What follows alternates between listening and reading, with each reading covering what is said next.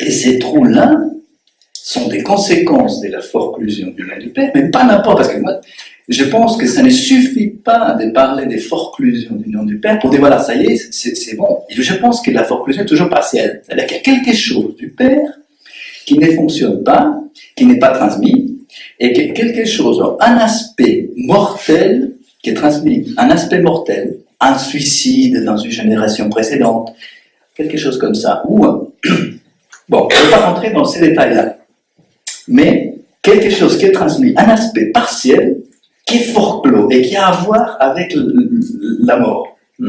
Et que donc, bon, ça c'est, retrouverait ces espaces blancs, ces espaces vides, dans le déroulement de la chaîne symbiante, vont mobiliser dangereusement donc, le rejet de l'inconscient lorsqu'il y a ces pertes-là. C'est-à-dire que ces pertes-là ne vont pas produire une réaction, n'est-ce pas, mais vont, des souffrances, ils vont rappeler, réactualiser, mobiliser ce qui a été fort clos. Bon, si ça existe, si ça c'est vrai, je ne vous demande pas de les croire. Mais bon, c'est dans d'autres travaux, vous pouvez les trouver dans l'évolution psychiatrique. C'est un travail sur les facteurs blancs, un autre article qui a été publié dans l'information psychiatrique et dans clinique, dans les cahiers de psychologie clinique à Bruxelles aussi. Donc, dans ces 4 formes de pertes, un événement a déjà eu lieu, auquel les sujets réagissent respectivement, soit en le subissant, soit en le dépassant, soit en le niant, soit encore sans lui accorder une véritable valeur de perte.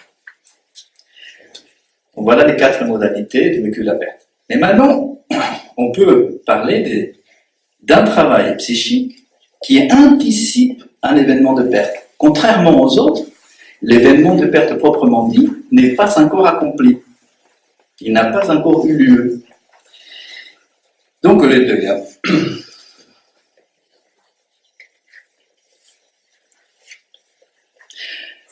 Si vous prenez le travail de Daniel Lagache sur le deuil pathologique, il dit en général, plus souvent, le deuil pathologique, il est consécutif à une mort brusque. On a été surpris par quelque chose qui est inattendu. Ça montre bien qu'il y a une relation temporelle et qui serait opposée à la temporalité du deuil anticipé.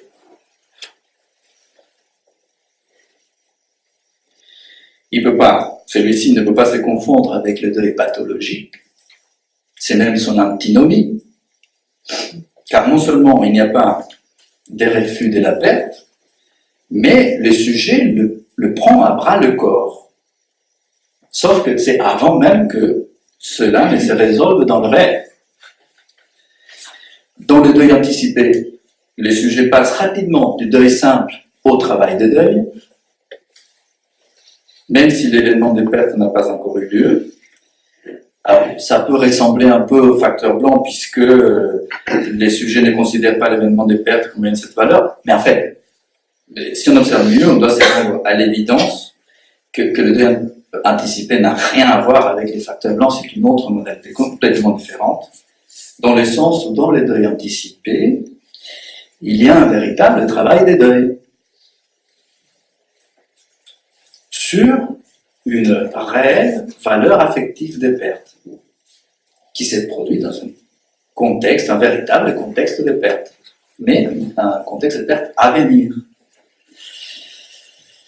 Alors, quand l'événement de perte a fini par s'accomplir, le sujet n'a plus besoin de débuter son deuil, mais plutôt de conclure. C'est évidemment, c'est tautologique. Bon. Alors, toutes les formes de deuil s'appliquent en général à des événements négatifs, tels que perte, ruine, rupture, séparation, qui ont déjà eu lieu ou qui sont sur le point d'arriver. Tandis que les désir, de son côté, il concerne d'habitude, en général, des événements à valeur positive et qui ne se sont pas encore produits. N'est-ce pas? Nous avons déjà dit que le deuil commence après, en général, après l'événement de perte. Le désir vient au contraire avant l'événement souhaité. Alors, si nous prenons ces événements à venir et à valeur positive, tels que naissance, victoire, profit, gain, succès, c'est la psychologie du winner. C'est progrès de toutes sortes, période positive précédant les décisions cruciales de l'existence. Alors nous observons que là, chez les sujets concernés, il doit se produire quelque chose d'analogue avec le deuil anticipé.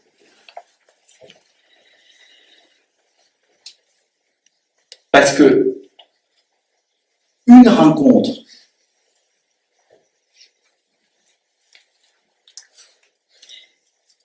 préparant ou marquant l'événement heureux,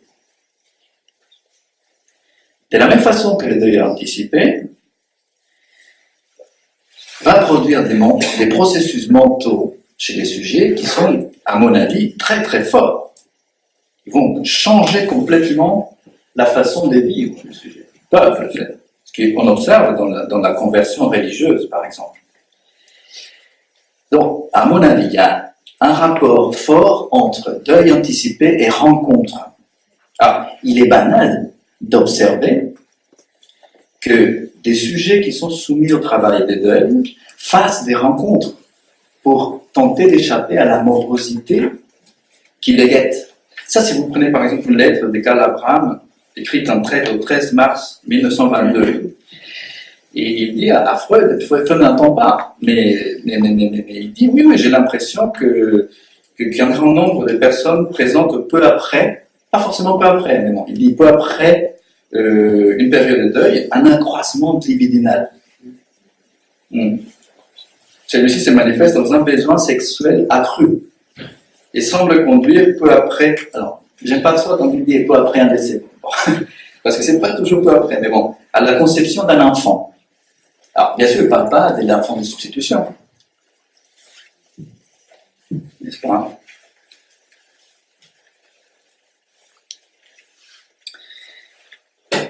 Alors, s'il est banal d'observer ça, c'est que, à mon avis, c'est que ces trouvailles autothérapeutiques vont progressivement aider le sujet à construire un désir, mais à l'endroit même où se situaient jusqu'alors les ruines et cendres de la perte. C'est comme si les sujets avaient besoin d'aller au plus profond, de répartir du plus profond d'un ground zero qui représente en même temps la perte, la cicatrice et le salut à venir, mais sans trop s'y attarder. Ce qui me fait penser, n'est-ce pas, à cet enfant qui est venu juste pour mourir, n'est-ce pas, Jésus-Christ, qui est venu juste pour mourir, qui laisse une trace, et on ne peut plus rien faire. Et il y a comment des gens, ce que je pense, la psychologie du martyr, mais il y a des gens, quand ils vont incarner les désirs des foules, ils peuvent finir très très mal. N'est-ce pas? Mais bon, j'arriverai peut-être à ça. C'est... Donc, de répartir de ces ground zero, à mon avis, c'est visible dans le deuil anticipé, car c'est un processus psychique qui vint de vaincre l'angoisse de l'attente en précipitant les sujets dans une solitude créatrice, comme s'il avait déjà suffisamment touché un fond en ruine. Sa solitude est créatrice parce qu'elle le hâte à la rencontre. Il y a des rapports, à mon avis, avec l'acte, n'est-ce pas? Il le hâte à la trouvaille.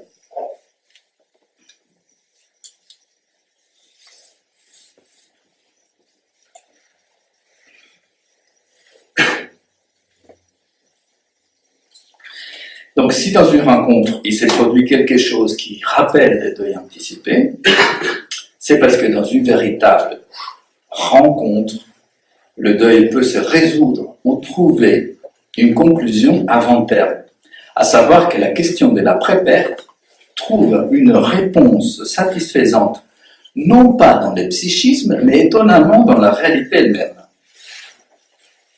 C'est-à-dire que dans le deuil anticipé, comme dans celui du désir, les sujets vont à la rencontre de l'événement en anticipant sa valeur affective. C'est ça qui m'intéresse. C'est que dans le deux cas, le sujet va à la rencontre de l'événement en anticipant sa valeur affective.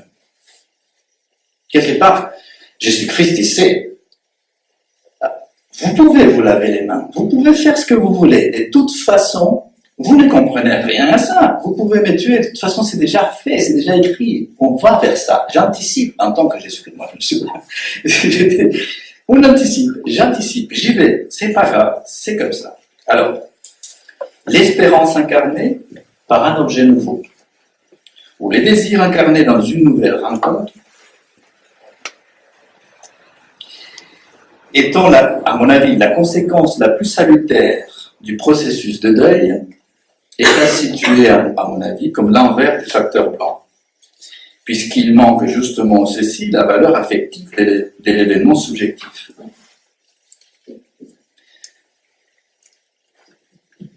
Alors, là, une rencontre, pour qu'elle ait cette valeur de trouvailles, ne doit pas être une simple rencontre dans la succession continue des pleins de rencontres. Non, il faut que ça soit une, n'est-ce pas, qui sorte du lot. Une seule qui incarne des désirs. Et que de ce fait, arrête la série.